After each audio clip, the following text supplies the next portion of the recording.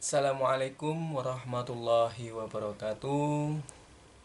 Apa kabar Anda semua masyarakat Indonesia? Masih semangat untuk membaca buku? Semoga kita semua dalam keadaan sehat walafiat, dimudahkan rezekinya oleh Allah Subhanahu wa taala. Yang masih belum mendapatkan pasangan untuk menikah, semoga dimudahkan untuk mendapatkan pasangan yang tepat. Amin ya rabbal alamin. Di video kelima kali ini saya akan merekomendasikan kepada Anda semua sebuah buku yang berjudul Biografi Imam Abu Hanifah, Kisah Perjalanan dan Pelajaran Hidup Sang Pengusung Kebebasan Berpikir. Dari judulnya sudah ngeri-ngeri sedap ya, Pengusung Kebebasan Berpikir. Buku ini diterjemahkan dari judul asli yaitu, agak ribet ini bahasa Arab, Silsilah Al-A'immah Al-Musyawwarah dalam kurung 4 Al-Imam Abu Hanifah Al-Nu'man. Penulisnya adalah Dr. Thorik Suwaidan. Penerbitnya Al-Ibda' Al-Fikri, cetakan pertama 2011. Diterjemahkan oleh M. Taufik Daman dan M. Zainal Arifin. Diterbitkan oleh Zaman, Kota Jakarta. Tahun penerbitan yaitu tahun 2013, cetakan pertama. Buku ini memiliki jumlah halaman yaitu 348 halaman dengan nomor ISBN 978 979 024 334 7. Di cover belakang buku ini tertulis sebagai berikut. Ia sosok yang sangat mensyukuri anugerah akal. Ia menjunjung tinggi kebebasan berpikir. Ngeri-ngeri sedap ini. Antara akal dan kebebasan berpikir. Namun yang dapat dipertanggungjawabkan. Jadi beliau ini adalah sosok yang menjunjung tinggi kebebasan berpikir, tetapi yang dapat dipertanggungjawabkan. Ya, saya lanjut. Ia senang berdiskusi dan bahkan berdebat, bukan untuk menjatuhkan lawan dalam kesalahan, namun agar sampai di titik temu dan kebenaran. Wah, sangat jauh berbeda dengan kita, guys. Kita berdebat, yaitu ngeyel sampai urat-urat leher keluar.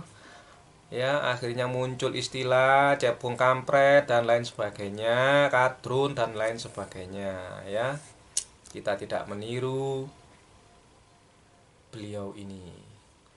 Saya lanjutkan apa yang tertulis. Prinsip demikian membuatnya rendah hati dan tidak fanatik. Tidak fanatik. Ya. Ia pernah mengatakan, dengerin ya, ini yang tertulis di belakang cover. Ia pernah mengatakan, pernyataanku hanya pendapat. Jika ada orang yang menyatakan pendapat yang lebih baik daripada pendapatku, maka pendapatnya lebih layak diikuti. Bisa kita contoh ini, beliau ini. Jadi tidak merasa paling benar, ya. Beda dengan kita. Kita ini merasa sudah benar, ya. merasa sudah paling alim. Beliau tidak. Oke, saya lanjutkan lagi. Dari tadi saya disebutkan tadi dia ya kan. Nah, saya lanjut lagi. Dialah Abu Hanifah, imam pertama yang menyusun karya fikih dalam bab-bab yang sistematis dan menjadi pionir bagi para imam berikutnya seperti Imam Malik, Imam Syafi'i, dan lain-lain. Ternyata masih ada lanjutannya guys, panjang nih. Tunggu. Oke ya, tulisannya masih berlanjut. Dikemas dalam narasi-narasi singkat namun padat dan bumbu ilustrasi yang memikat. Inilah karya berharga yang memaparkan riwayat hidup Imam Abu Hanifah secara menarik dan menyenangkan. Jadi buku ini kayaknya memang menarik dan menyenangkan. Beda dari yang sudah ada, dari kisah dan peristiwa yang diurai, pembaca bisa memetik pelajaran ilmu dan iman sekaligus saat membacanya. Kaya data, tapi disuguhkan dengan nyaman dan tertata. Menyarikan tokoh-tokoh terkemuka dan peristiwa penting terkait dengan sang imam yang layak dicermati setiap muslim. Disajikan dengan ungkapan-ungkapan ringkas hingga mudah dicerna dan diingat bahkan sebelum tuntas membacanya. Lebih dari sekedar biografi, karya bergizi ini juga menggugah kita untuk sadar dan terhubung dengan warisan intelektual Islam dan figur-figur teladan yang tak lekang oleh waktu dan terus mengilhami kita di zaman yang terus berubah ini. Dari tulisan di cover belakang, buku ini sepertinya sudah sangat menarik ya. Selanjutnya saya akan membacakan sebagian isi dari buku ini. Oke, ada berapa ini? Kita baca yang pertama ya. Nama lengkap Abu Hanifah adalah Al-Nu'man ibnu Thabit ibnu Al-Zuta Al-Farisi.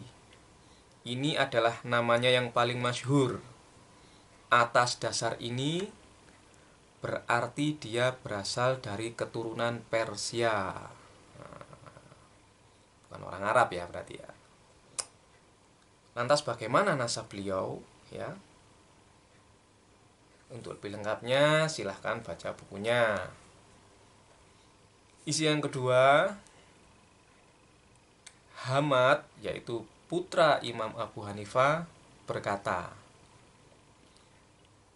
"Dulu kami melihat engkau suka berdebat, tapi mengapa kini engkau melarang kami melakukannya?"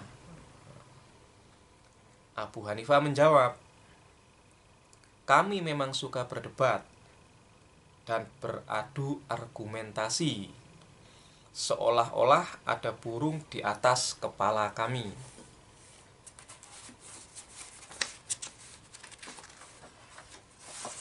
Masih ada kelanjutannya ya. Imam Abu Hanifah melanjutkan, "Kami berdebat dan berharap agar lawan debat kami tidak keliru, tetapi kalian berdebat sekaligus ingin menggelincirkan lawan dan ingin membuatnya keliru. Orang yang ingin temannya tergelincir berarti ingin mengkafirkan. Dan orang yang ingin mengkafirkan, dan orang yang ingin mengkafirkan temannya, maka dia telah kafir terlebih dahulu." Ngeri-ngeri sedap ini ya.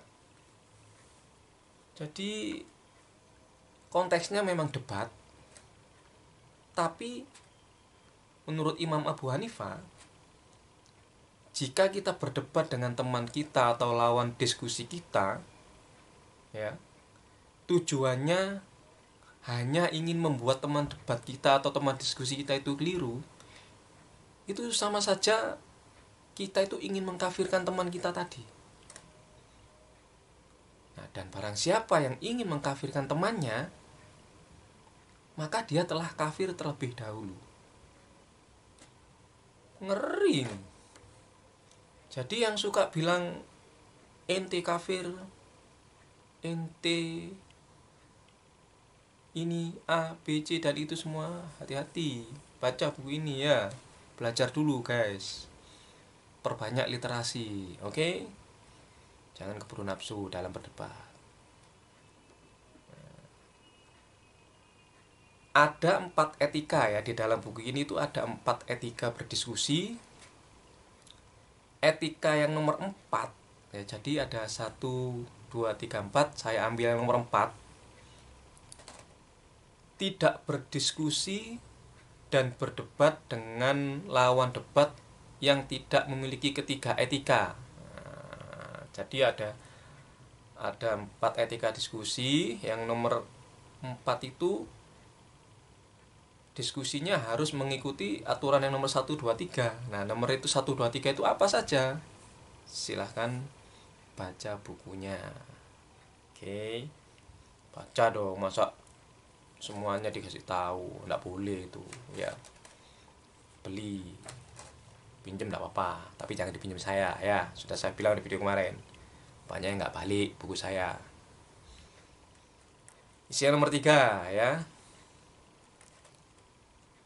Abu Hanifah juga menimba ilmu agama dari keluarga Rasulullah, dalam tanda kurung Ahlul Bait.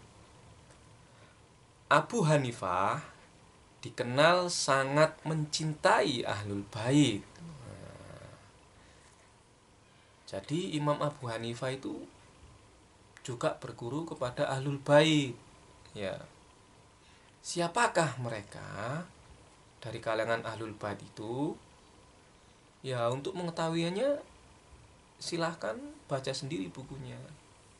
Oke? Harus baca.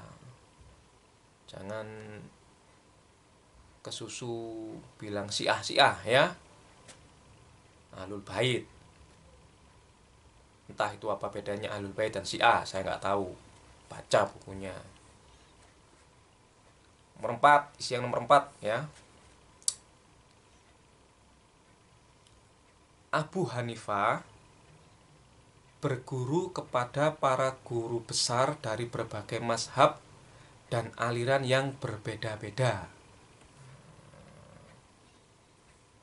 Jadi selain berguru kepada para Ahlul Bait atau keluarga Rasulullah, Imam Abu Hanifah ini juga gurunya banyak dari berbagai aliran dan berbagai macam mazhab ya. Kita hanya belajar satu guru, sukanya bilang bid'ah ya. Bacanya cuma satu buku sudah mengkafir-kafirkan. Waduh, mau dikemanakan ini Indonesia ini? Baca ya, banyak-banyak baca buku. Masih ingat kan di video pertama saya yang membahas tentang kitab Mahfuzat, dan juga video yang kedua mengenai membaca ala ulama? Dibaca ya, bukunya dibaca. Isi yang terakhir yang saya kutip, yang nomor 5, menggabungkan antara kajian-kajian fikih yang mendalam dengan metode kajian-kajian rasional yang direstui agama adalah salah satu jalan atau metode yang tidak pernah diambil oleh seorang ulama pun sebelum Abu Hanifah. Abu Hanifah datang dan mengambil metode tersebut, tetapi tanpa mengunggulkan satu kajian di atas kajian lainnya.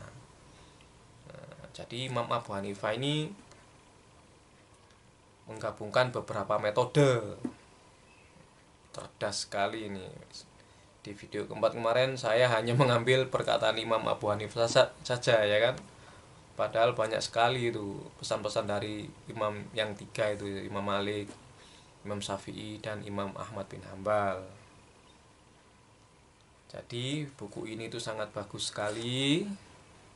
Kalian harus memilikinya supaya wawasan kita menjadi luas, tidak mudah membid'ahkan atau mengkafirkan orang lain. Udah itu aja. Semoga bermanfaat bagi kita semua. Wassalamualaikum warahmatullahi wabarakatuh.